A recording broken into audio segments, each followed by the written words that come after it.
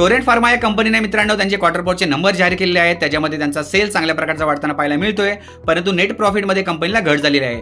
आणि असे असताना देखील मित्रांनो आजच्या ट्रेडिंग सेशनमध्ये हा स्टॉक 4% पर्यंत वाढलेला आहे आणि आता स्टॉकने त्याचा 52 वीकचा नवीन हाय देखील टच केला आहे.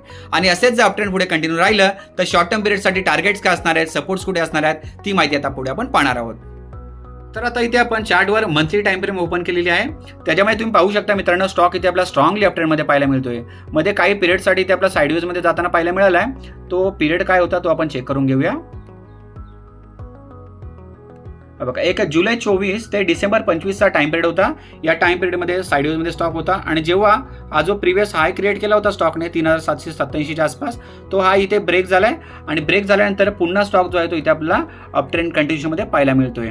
आणि असंच जर अपट्रेंड पुढे कंटिन्यू राहिला मित्रांनो तर पुढे टार्गेट्स काय असणार आहेत ते आता आपण पाहणार आहोत. त्यासाठी आपल्याला डेली टाइम फ्रेमवरती जावं लागेल. तर इथे आता आपण डेली टाइम फ्रेम ओपन केले मित्रांनो, ज्याच्यावरती मी ऑलरेडी तुम्हाला इथे लेवल्स काढून दिलेले आहेत. त्यामध्ये पहिला टार्गेट जो आहे तो 4785चा जो इथे ऑलरेडी अचीव्ह झालेला तर पाहायला मिळतोय. सेकंड टार्गेट पाहायला मिळू शकतो 4798, थर्ड टार्गेट 4943 आणि चौथा टार्गेट जो आहे तो 5127च्या आसपास आपल्याला पाहायला मिळू शकतो.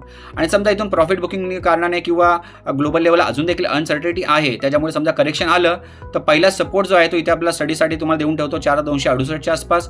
सेकंड सपोर्ट आहे 4139 आणि तिसरा सपोर्ट जो आहे तो 3868च्या आसपास आपल्या इथे पाहायला मिळत आहे.